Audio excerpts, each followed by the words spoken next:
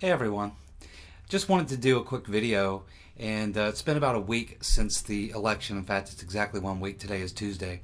To give kind of a post-mortem analysis of what's going on in the wake of the massive defeat of the Democrats and Hillary Clinton in this election. Been watching a lot of the leftist media, particularly Young Turks, CNN, MSNBC, the prime suspects. Really what we're seeing happening right now is we have literally a full-blown civil war going on within the Democratic Party. Obviously, you have the hardline progressives, and they are obviously going out of their minds because they pretty much feel like Bernie Sanders was should have been the candidate, that he was a real progressive, and that he was drawing these large crowds, and that he really would have been able to beat Donald Trump, and that Hillary was really just a corporate shill. And they're correct about some of that. I'm not so sure that Bernie Sanders would have won the election and beaten Trump, but I think he would have given Trump maybe a tougher time than Hillary, certainly, because Hillary is, in my opinion, one of the worst Democratic candidates they've put forward in my lifetime. I think she's not a very good politician, and of course, with all the scandal and corruption going on around her, I just think that she was a very damaged candidate in general. But this civil war that's going on, I want to address that. There's something about this is pretty interesting to me, is that if you look at the country, the progressive movement is really strong in the East and West Coasts. But throughout the rest of the country, it's almost all red, other than just a few parts in the big cities. But for the most part, you look at the country, it's mostly red.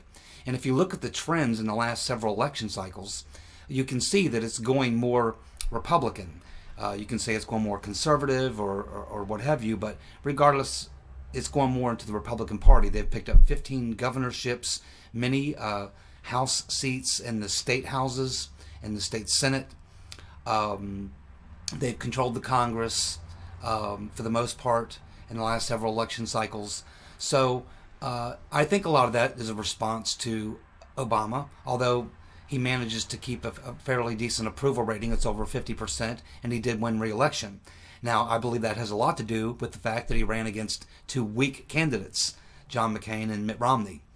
And I think that America kind of did want to give America's first black president an opportunity to see what he could do. Because he did, throw out a lot of fairly decent rhetoric that even some libertarian-leaning types like myself said, okay, well, I don't really like him, but if he really is going to rein in Wall Street and he really is going to do some of these other things he's talking about, then let's give this guy a shot. But of course, he didn't do any of it. Now, as far as those progressives are, I think what happens with these progressives, particularly the Young Turks and people like that, they live in a bubble. They are only surrounded with people that think just like they do, and so in their own little world, they can't imagine how the country could have voted for Donald Trump, or could even be Republican or conservative or libertarian or anything like that, because they simply live in their own little world and they never really get outside of that. And they're not very tolerant anyway to listen to other people's ideas. They just don't want to be around people like that. They want to be around people who think like them, talk like them, and act like them. And so they really don't understand the country. They are stuck in that left coast, west coast, east coast mentality that's not representative of the whole country. Now, these progressives are literally declaring war on their party. They believe that they are now justified in taking control of the party and putting progressives in, and they're really going to, take this thing as far as they have to take it, to get rid of the big donors and get rid of the establishment Democrats and all this sort of thing. Now, the establishment Democrats, what these progressives don't understand is that the Democratic establishment, they understand that the country is not progressive all across the country, that it's only on the coasts. They understand that they can't win very much if they adopt a full progressive set of policies. And that they can play in certain areas, but it's not going to be enough to win them elections. And of course, they're interested in staying in power and keeping their jobs.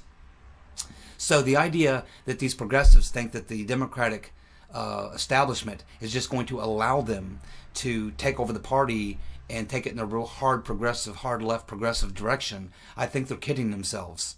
And this civil war that we're seeing within the Democratic Party is not going to work itself out anytime soon. This is going to be going on for several election cycles. And when it all sorts itself out, I still don't think that the progressive left is going to make much headway, because the Democratic Party establishment understands the demographics, and they understand the map, and they understand they have to win in the Rust Belt. They have to win a couple of these states.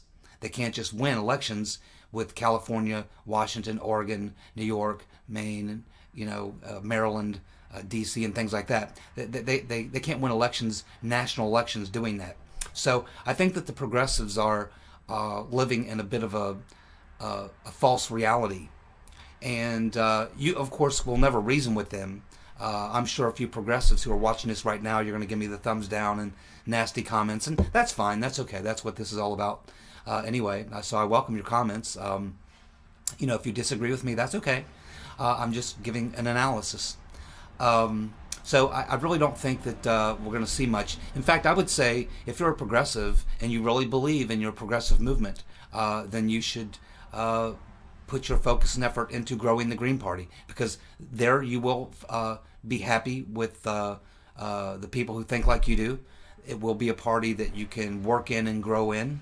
It may take a long time to get it to actually become a real national party, but you're not going to take over the Democratic establishment and force them into a progressive ideology. It's just not going to happen.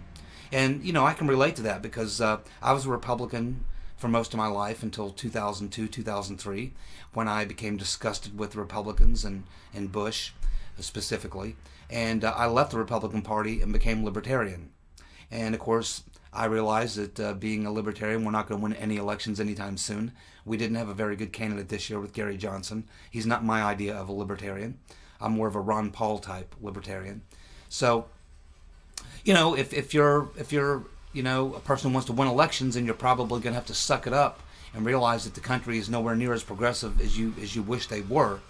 And you either stay in the Democratic Party and have a chance of actually winning elections and maybe getting some of your progressive agenda, or you follow your principles strictly and you go into the Green Party and you work from there. That's really the options that you have. But the civil war that's happening, it's pretty entertaining to watch, for me. But it's all going to die down, and if you continue to fight the Democratic establishment, your party will simply just stay split, and in the next several election cycles, you're just simply going to get wiped out. So I'm kind of enjoying watching the Civil War as it erupts and breaks out. It'll be interesting to watch how it plays itself out. But ultimately, the Democratic establishment is not going to give in to the progressive left. It's just not going to happen.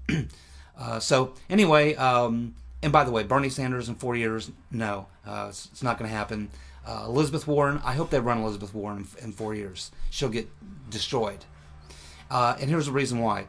Progressives are basically socialist. Progressive is a word that you can use that's more acceptable than the word socialist. But essentially a progressive is a socialist. And most progressives are socialists. And the Democratic Party knows that if Elizabeth Warren comes out and she starts touting her progressive credentials, the Republican Party, Donald Trump, the Republican Party, are smart enough to know immediately they are going to take that word progressive and say, no, she's actually a socialist. And they are just going to repeat that over and over and over again. And so eventually, within several weeks, when anytime sees Elizabeth Warren or hears her talk, they're going to say, oh, she's the socialist. She'll be labeled as a socialist, and you will not win a national election in this country as a socialist. I know a lot of you progressives don't want to believe that. I know you Young Turks fans don't want to believe that. And a lot of you millennials don't want to believe that, but that's the fact of the matter. We just aren't a country, not at this point, maybe in 20, 30, 50 years it'll go that way, but in the next few election cycles, this country is not going to move in the socialist direction, and they will not elect a socialist president. Not going to happen. and that's exactly how Elizabeth Warren will be dealt with if she tries to run in 4 years on a progressive platform. She'll be destroyed. So that's my thoughts. That's my analysis. If you enjoyed this video, give me a thumbs up. I always appreciate your comments. Share with your friends, and of course, subscribe if you like. Thank you. See ya.